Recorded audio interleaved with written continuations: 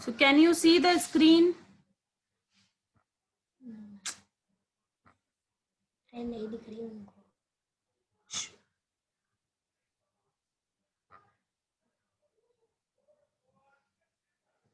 Can you see the screen properly?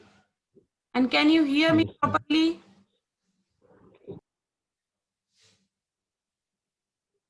Yes, ma'am. Okay.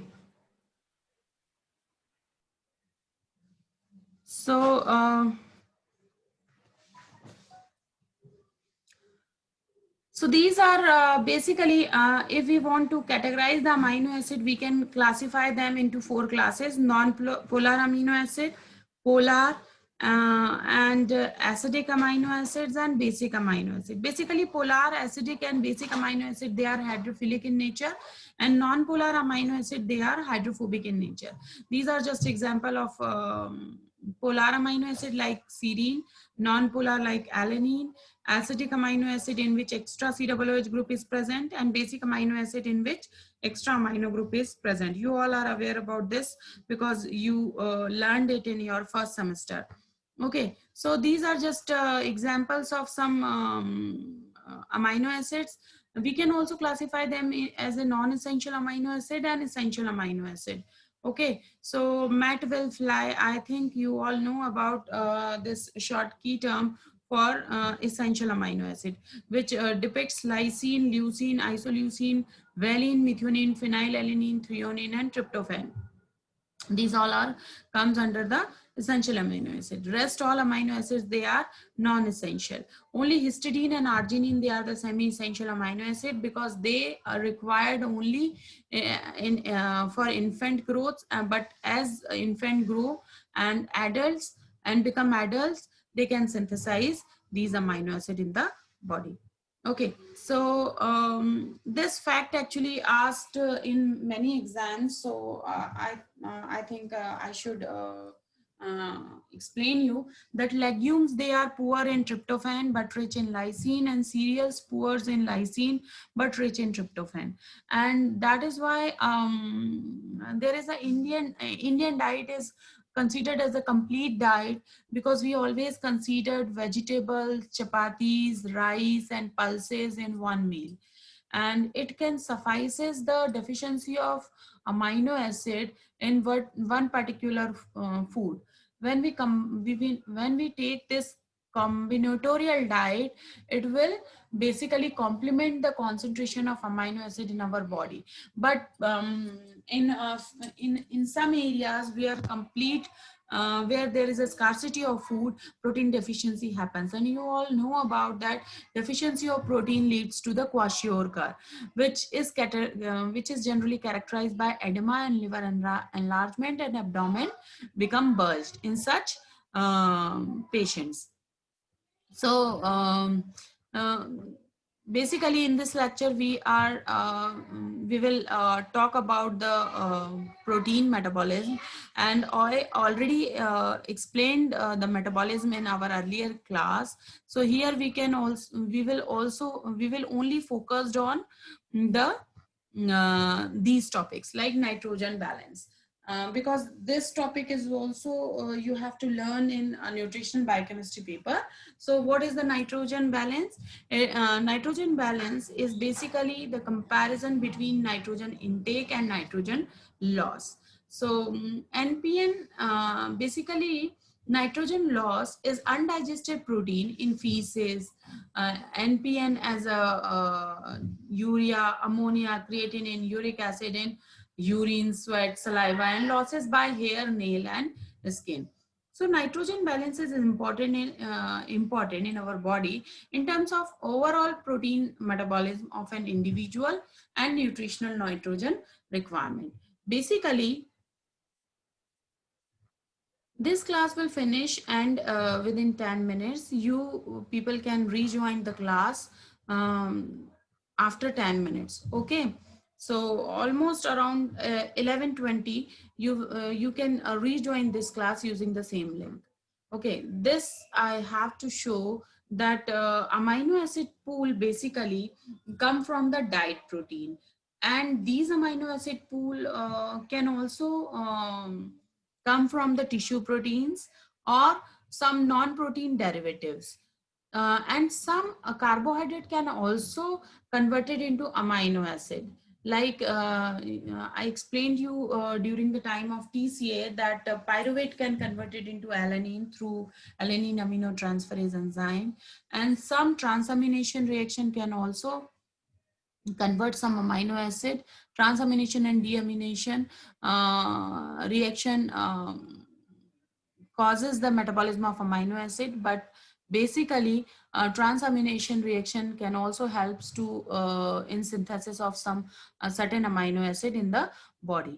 Amino acid pool basically also contribute acetyl coenzyme A, which goes into the citric acid cycle, and there it gets metabolized and releases CO2. These amino acid pool can also provide ketone bodies during its metabolism.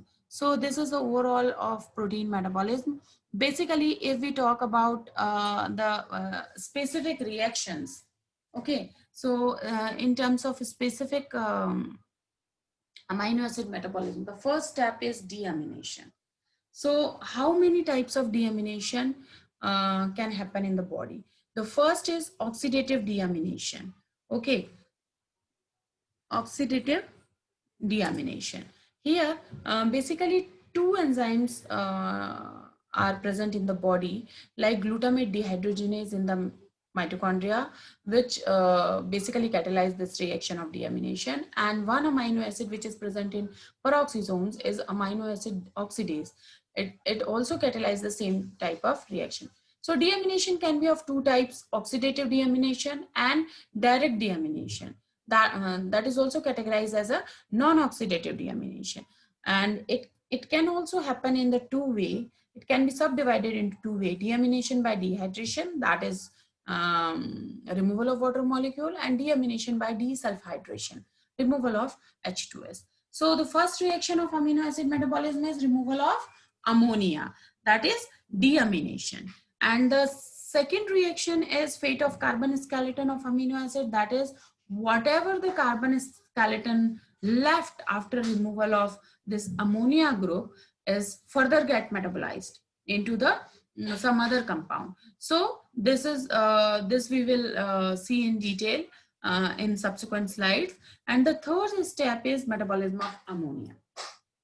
Okay, so deamination will lead to the generation of two molecule, a carbon skeleton and a ammonia. So ammonia enters into the urea cycle, and carbon skeleton can further metabolized into the via different pathway. So, and another reaction is transamination. We all are very well aware about the transamination. Like you can take a simple example of alanine and pyruvate here. So aminotransferase is enzyme basically transfer this amino group to keto group of pyruvate and convert it into the basically alanine, and keto group is transferred into here, and it can convert it into the we can also take here the example of aspartate and pyruvate. Okay, so you will find several reaction which can be better example of this aminotransferase. Aminotransferase activity are basically occur in both cytoplasm and mitochondria, because these enzymes are present in cytosol and mitochondria. First enzyme is aspartate aminotransferase, and another enzyme is glutamate oxaloacetate transaminase. You can take the example of glutamate or oxaloacetate. Oxaloacetate, when it takes the amino group, it can convert it into aspartate, and this will back convert it into alpha ketoglutarate. And alanine aminotransferase is another enzyme which transfers the amino group from alanine to the other keto group, keto acids. And we can also take example of glutamate pyruvate transaminase. In all transamination reaction, alpha ketoglutarate acts as an amino group acceptor. Remember this fact: alpha ketoglutarate acts as a amino group acceptor, and most but not all amino acid undergoes transamination reaction. There are few exceptions like lysine, threonine, and amino acid. They can't undergo the transamination reaction. What is the mechanism of transamination? Basically, all aminotransferases requires prosthetic group or cofactor we can call, like pyridoxal phosphate, which is derived from pyridoxine.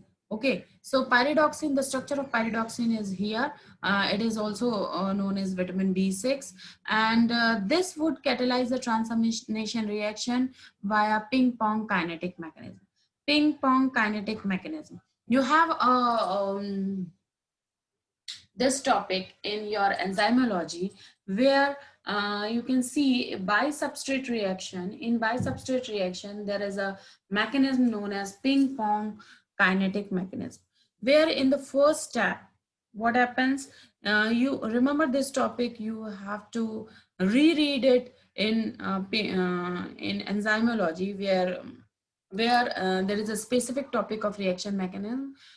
In ping pong kinetic mechanism, during first step, the amino group of amino acid is transferred to pyridoxal phosphate, okay, and forming pyridoxamine phosphate, and keto acid released. And in the second step, this alpha ketoglutarate reacts with pyridoxamine phosphate and forms glutamate. So you can see here, this pyridoxal phosphate basically takes amino group and convert into the pyridoxamine. Okay, and then in the subsequent second step reaction, this pyridoxamine transfer its amino group to the alpha ketoglutarate and forms basically forms glutamate. Okay, so this is the overall reaction mechanism of transamination. I'm just going to, because I have some other work, I'm just going to end this lecture here. You can rejoin after 10 minutes using the same link. Please rejoin the class, as we will finish this lecture soon.